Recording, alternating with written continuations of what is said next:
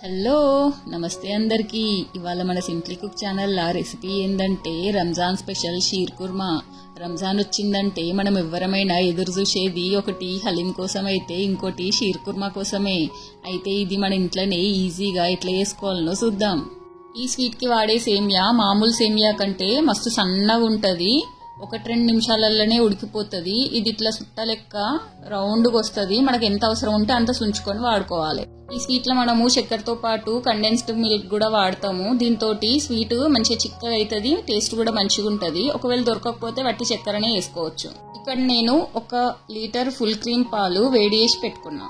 ఇక్కడ నా దగ్గర ఉన్న కొన్ని డ్రై ఫ్రూట్స్ తీసి పెట్టిన. 1 చెంచాడు తర్బూజా గింజలు, 10 కాజు, 10 పిస్తా, 10 బాదాం, 10 కిస్మిస్, 1 చెంచాడు సారా పలుకులు, చిరోంజి అంటారు, 2 ఖర్జూరా.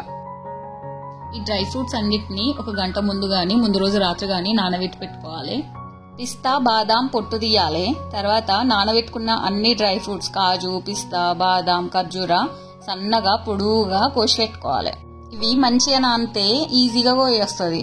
మీరు ఇవే కాకుండా మీ దగ్గర ఏ డ్రై ఫ్రూట్స్ ఉంటే అవి వాడుకోవచ్చు.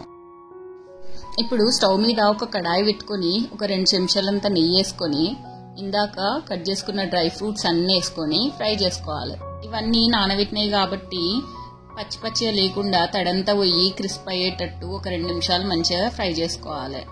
దీంట్లోనే సారా పలుకులు, కిస్మిస్లు కూడా వేసుకొని ఇంకో 2-3 నిమిషాలు మంచిగా వేయించుకోవాలి. గుర్తుంచుకోర్రి, మనం సారా పలుకులు కిస్మిస్లని నానబెట్టలేదు, డైరెక్ట్ ఇప్పుడే వేస్తున్నాం. ఇవన్నీ ఇట్లా కొంచెం గోధుమ కలర్లకు అవుతున్నప్పుడు స్టవ్ ఆఫ్ చేసుకొని ఒక గిన్నెలకు తీసి పెట్టుకోవాలి.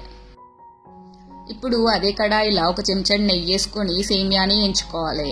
ఇవి రోస్టెడ్ సేమియానే, కానీ మళ్ళీ నెయ్యిలో వేయించుట్ల టేస్ట్ కూడా మంచిగా ఉంటుంది, మళ్ళీ కలర్ కూడా మంచిగా అవుతాయి.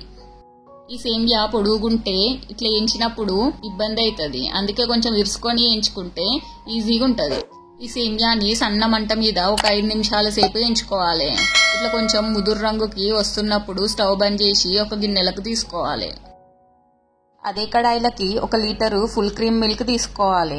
ఈ స్వీట్కి టోన్డ్ మిల్క్ కంటే ఫుల్ క్రీమ్ పాలైతేనే మంచిగా ఉంటుంది. అంటే పల్సటి పాల కంటే చిక్కటి పాలైతేనే మంచిగా ఉంటాయి. ఈ పాలల్లో నీళ్ళు అస్సలు కలపొద్దు. ఇట్లా పొంగొచ్చేదాకా మంటని మీడియం ఫ్లేమ్లో పెట్టేసి కలుపుతా ఉండాలి. అడుగు జర మందమున్న గిన్నె పెట్టుకొని మధ్య మధ్యలో కలుపుతా ఉంటే అడుక్కు మాడకుండా ఉంటుంది. నేను వేడి చేసిన పాలే వాడుతున్నా కాబట్టి నాకు 5-10 నిమిషాలు మరిగిస్తే సరిపోతుంది. మీరు ఒకవేళ పచ్చిపాలు తీసుకుంటే ఇంకొంచెం ఎక్కువసేపు మరిగియ్యుర్రి. మరుగుతున్న పాలల్లో 1 పావు చెంచాడు యాలకుల పొడేసి మంచిగా కలుపుకోవాలి. తర్వాత 3 చెంచాల చక్కెర, 5 చెంచాల కండెన్స్డ్ మిల్క్ వేసుకొని చక్కెర అంతా కరిగిపోయేదాకా కలుపుకోవాలి. మీకు కండెన్స్డ్ మిల్క్ దొరకకపోతే పాల పొడి కానీ కోవా కానీ వాడుకోవచ్చు, లేదంటే చక్కెరని ఇంకొంచెం ఎక్కువ వేసుకొని కూడా వేసుకోవచ్చు. ఇట్లా మరుగుతున్న పాలల్లో 1 చిటికెడంతా కుంకుమ పువ్వు వేసుకోవాలి. ఇదేం కంపల్సరీ కాదు, వేసుకుంటే కొంచెం కలర్ మంచిగా ఉంటుంది, టేస్ట్ కూడా మంచిగా ఉంటుంది. ఇప్పుడు ఇందాక వేయించుకున్న సేమియా ఇంకా డ్రై ఫ్రూట్స్ వేసుకొని కలుపుకోవాలి. ఈ సేమియా ఉడకడానికి ఎక్కువ టైం తీసుకోదు, 2-3 నిమిషాలలోనే మెత్తగా అయిపోతుంది. అందుకే సేమియా వేసినాక ఎక్కువసేపు మరిగియకుండా 1 పొంగు రాగానే దించేసేయాలి. వేడి మీద ఇది చూడడానికి పల్సగానే కనిపిస్తుంది, కానీ చల్లగైనాక ఇంకా చిక్కగా అవుతుంది. ఒకవేళ మీకు కొంచెం గట్టిగా అయినట్టు అనిపిస్తే కొన్ని వేడి పాలు పోస్తే సెట్ అవుతుంది. గింతే, ఎంత ఈజీగా ఉంది కదా. ఈ సేమియా చల్లగా తిన్నా వేడిగా తిన్నా ఎట్లా తిన్నా మంచిగా ఉంటుంది. నోట్లో వేసుకోగానే ఇట్లా గొంతులకు జారిపోతుంది. ఇక్కడ నేను 2 గంటల తర్వాత చూపిస్తున్నా, చూడుర్రి. బాగా గట్టిగా కాకుండా బాగా పల్సగా కాకుండా కరెక్ట్గా ఎంత మంచిగా ఉందో. మీరు కూడా ఈ కొలతలతోటి ఒకసారి ట్రై చేసి చూడుర్రి. మీకు ఎట్లా కుదిరిందో నాకు కమెంట్ చేసి చెప్పుర్రి. అట్లే మీకు ఈ వీడియో నచ్చితే ఒక లైక్ అయితే చెయ్యుర్రి. మీ చుట్టాలకి దోస్తులకి షేర్ చేసుడు మరవద్దు. ఉంటా మరి, బాయ్.